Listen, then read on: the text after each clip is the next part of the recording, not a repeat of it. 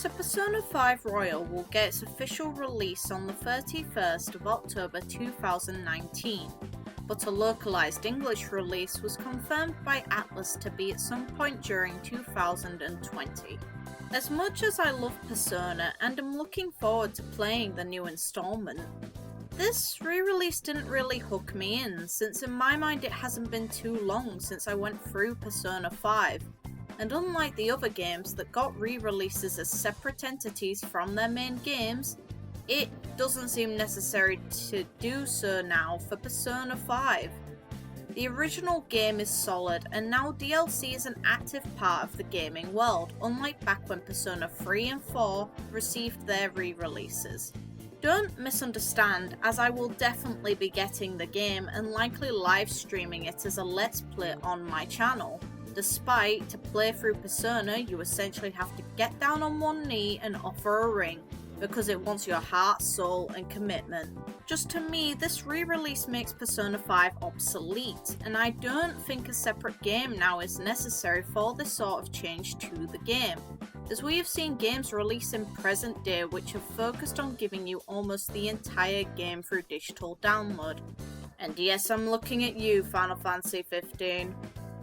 I'm not saying it because I'm stingy. I'm willing and happy to throw my money at a good product, and Persona games are amazing for that purpose, since despite they are grindy at occasions, they are pumped full of content, which when you convert the average playing hours of Persona games, which is around 80 or 100 hours at minimum for me across all installments, since I like to max out all social links / confidants if I can. If I was paid minimum wage here for playing through Persona 5, then at minimum I would make around about £492, and the game only cost around £50 when it first came out. That is only 10.16 of how much I would make from it. These games are incredible experiences worth the price tag they are stamped with. But the announcement of this installment brought up a question I had back when the dancing games came out, which is why not remake an old installment properly? Everyone has seen the caliber introduced for remakes now by Square Enix for Final Fantasy VII, and Atlus has the potential for that sort of startling upgrade from its older games, as they are incredibly dated for gameplay now, as they were restricted by the consoles they were on and are quite old now, with the last re-release, Persona 4 Golden, coming out back in 2012. 7 years ago. Now I know two sets of people will come in for specific remakes.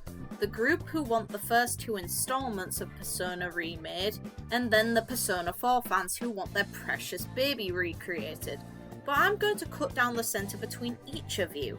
I think Persona 3 would be the best choice for a proper remake, and I'm not just saying that because it is my favourite entry in the series. In this video, I'm going to explain why by going through the story, gameplay and additional media that connects to Persona 3. Firstly, I didn't include technical and graphical elements as part of the analysis on why it should get a remake, since the comments I have for that can be held accountable for all the games before Persona 5. Because, well, look at the beautiful models we find in Persona 4 Golden, and they only get worse as we go back through the series. The games are all old, and any re-releases were restricted by the original data being made for older consoles, without stylistic choices made. Old games can look very appealing. Take a look at Okami, which even by today's standpoint I think is beautiful, even with its pixelation, because of the design choices made by Clover Studio. Okami's design is using the Sumei style, which is known as ink-washing painting. The style is even integrated into the gameplay with the brush mechanic and how it changes the in-game world beyond just combat and traversal. Okami is the perfect example of how stylistic choices can maintain a game's age. I could go back to Okami now and be comfortable looking at it and content without using the HD remaster, because the original game is still gorgeous. Persona has always used colours to present information since Persona 3, with the signature colours of the installments which were blue, yellow, and red, which all represent different things for their respective installments. Blue being a colour associated with sadness and grief, yellow being vibrant and uplifting, and red indicating urgency and used as a warning. But if you look into the menu design and standard game models and locations, Persona 5 is significantly superior in every way to its predecessors for graphic design. Graphic design is very important since it is the visual communication and presentation of information. It should be a balance between usability and style that helps you know what you need to know. You can have a good game without good graphic design, as long as the usability is fine and there are redeeming factors to the media such as the story, which is why I can go back to any Persona entry and enjoy them. But they are an eyesore because the style is not present and the usability is limited, which is because of aspects of the playing experience. This topic leads neatly into gameplay. And yes, I know Persona 1, 2, 3, and 4, even in their re-releases, all suffer for gameplay. But I think Persona 3 suffered the most in all of its installments because of how Tartarus was set up. For those of you who haven't played Persona 3, then Tartarus is the dungeon you spend the entire game traversing, which is mostly randomly generated aside from some key flaws. Oh, and is 263 floors, not including the extra 10 in Monad. So, anyone who has played Persona 4 and thought it was bad then, you are in for a treat if you ever go back to 3 in any of its versions. Randomly generated floors were dull to traverse through anyway, and I've seen people complain about Persona 4 for the same reason. But the total amount of randomly generated flaws in Persona 4 is significantly lower.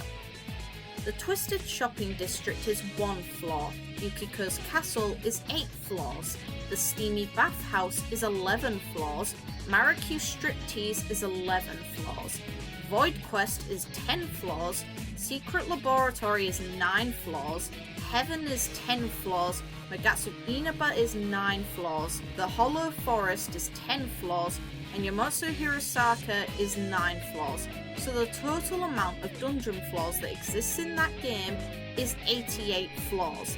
That is 33.46007605% of just Persona 3's mandatory flaws to complete the base game. And in Persona 4, you don't even go through all 88 flaws in any installment in a playthrough, because some of the dungeons are restricted by the ending route you are on, and Hollow Forest is exclusively in Golden. Persona 3 also got additional content in FES, which added more to it. In FES, a continuation of the story was added called The Answer, which had 8 doors which acted similarly to Tartarus. There were 152 flaws added to The Answer, so to play through the entirety of Persona 3 including extra bosses, meaning you have to go through Monad, the total flaw count is 425 and they are mostly randomly generated. I've played through all versions of Persona 3 multiple times as it is a precious game to me, but through all of my runs I have found Tartarus grating. If they remade Persona 3 to have Tartarus have less but more expansive flaws which worked how Palaces did in Persona 5, but with no stealth or more actual moving space and combat focus, then that would fix a massive pitfall in Persona 3's gameplay and open it up to more people. There are also some lighter elements I think could be changed or that are just outdated compared to the other games that could be made like them. Like the fact you can't max out all social links in Persona 3 without romancing all members of the opposite sex, since there isn't the choice to not romance them. In entries of the series past 3, it was your choice if you were the one who wanted a harem and to get caught out by some very angry characters later on down the line. Then there were limitations to what you could do outside of Tartarus and social links in Persona 3. Leveling up stats was dull, and Persona 5 added interesting methods like the baseball court and other minigames and events with characters. To me, Persona 3's gameplay is, yes, technically better than 1 or 2's gameplay, but the grinding nature of it pushes more people away. It would benefit the most on this front from a remake. Now let's talk about why I think this is the story to reintroduce. This is a more spoiler heavy section, and I will put the time on screen where this ends, since I would recommend seeing the story for yourself, by either playing through the games if you have the patience, or watching the 4 Persona 3 movies. For those of you still here, I think anyone who knows the cast and story can say this game has the most stakes over any other installment in the series. And a key difference between Persona 3 and its predecessors versus the games that come after is the story in Persona 4 and 5 do actually receive proper solid conclusions where the conflict is resolved. For Persona 4, Izanami was defeated and Marie became whole again while the fog disappeared. In Persona 5, Yaldabaoth is defeated, Mementos collapsed, and the Velvet Room regained its original position while Lavenza became whole again. In Persona 3, yes, Tartarus is gone, but the beings/gods involved are still around. Nyx is needed, and our protagonist is a living, breathing seal to stop Erebus from reaching her. Erebus cannot be defeated since he is born from the wish of death of all people in the world, which is their call for Nyx in the fall. And even if he is defeated, like in The Answer and what was shown in Persona 4 Arena Ultimax, then Erebus just reforms annually and reaches for the seal again. All of the cast have taken their own paths to try and make the world a better place and make the most of the chance the protagonist gave them, but none of them have a means to help him. Also, the story is implied to continue as Elizabeth gained the full Arcana at the end of Persona 4 Arena Ultimax, and she has the resolve to try and save him. Based on how much dedication she has put into this, shown by her abandoning the Velvet Room and going to the Sea of Souls, and the progression of the movies, I would assume Elizabeth is the canon one that Minato/Makoto ended up with. ありがとうございました。次で最後でございます。学生寮？はい。あなたの暮らしている場所を見ておきたかったのでございます。え？ If I may be so bold.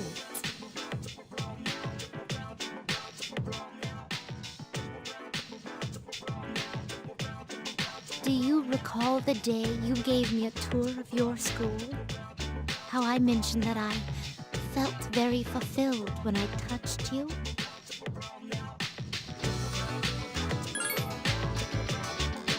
It was the first time I ever felt that way. Why did I feel so fulfilled? After coming here, I can finally answer that question. I believe it's because I could feel what you feel and truly experience your life for the first time. We who reside in the Velvet Room wait with great anticipation for guests. Their arrival is our only link to the outside world and gives us a reason to be. By touching you like this, I can have that all for myself.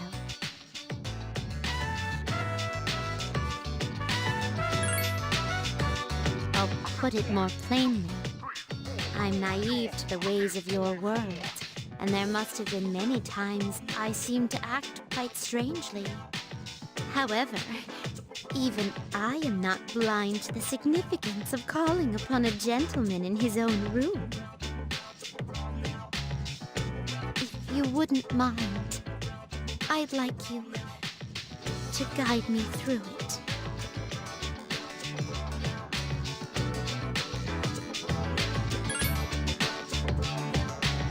Thank you.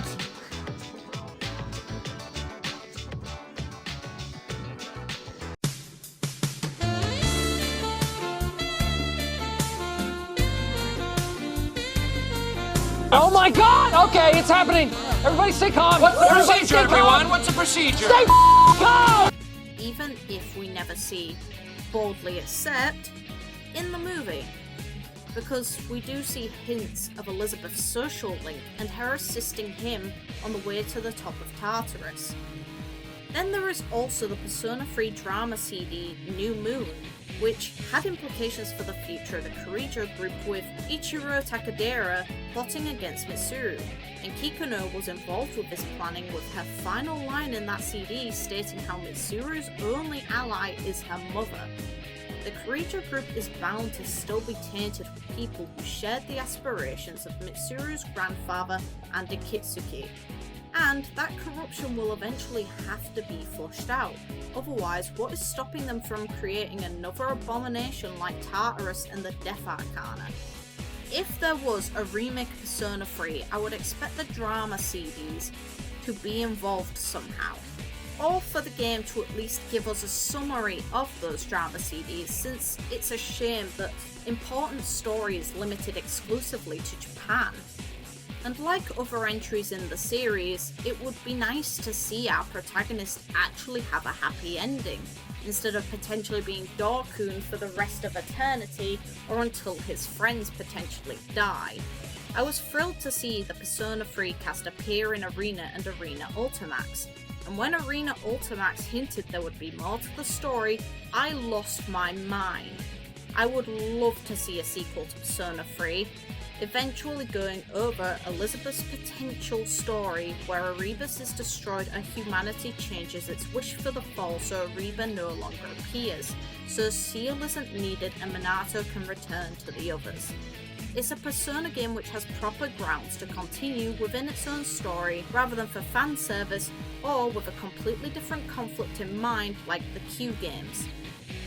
I think it would also be great to encompass aspects of all versions of Persona 3, including the main story being able to be played through as the female protagonist. It was a nice touch in my opinion and was a healthy spin on things because it wasn't just a gender change. There were aspects of the story and interactions that did change because of the sort of different person you were. The female protagonist was made to represent the Fool at the end of the journey, since she has the numeral 22 involved in her design, which is the other number for the Fool aside from 0. And that Arcana number comes after the world, which is number 21. The universe took the world's place, so she is us going back through the events. She took a very different attitude to what she went through and already knows the meaning of life and is ready to make her sacrifice for other people. Unlike the male protagonist, she is bubbly, upbeat and cheerful, and funnily enough, gorgeous on food. You can change Shinjuru's death in her route, and the characters do treat you differently than they did the male protagonist. Yes, she is not the canon protagonist, but the effort and changes are worth her return. It might not be as essential as the answer, but I would appreciate if this ever happened if the option was presented as a what-if scenario with a female protagonist.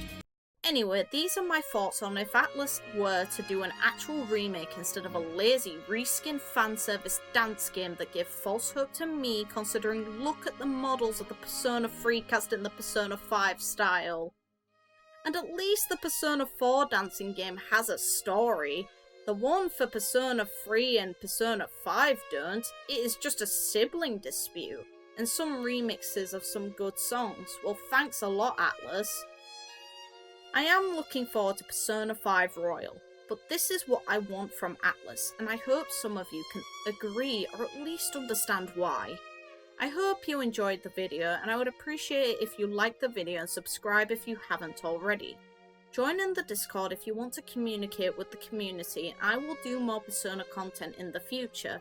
Just right now, other than the trailers, there isn't a lot to go on, and there are other games I enjoy too, such as Fire Emblem, which I will be streaming Free Houses soon. As soon as that game arrives at my door, I am going to be absolutely smashing through it on live streams.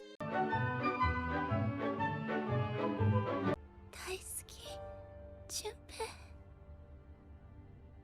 ありがと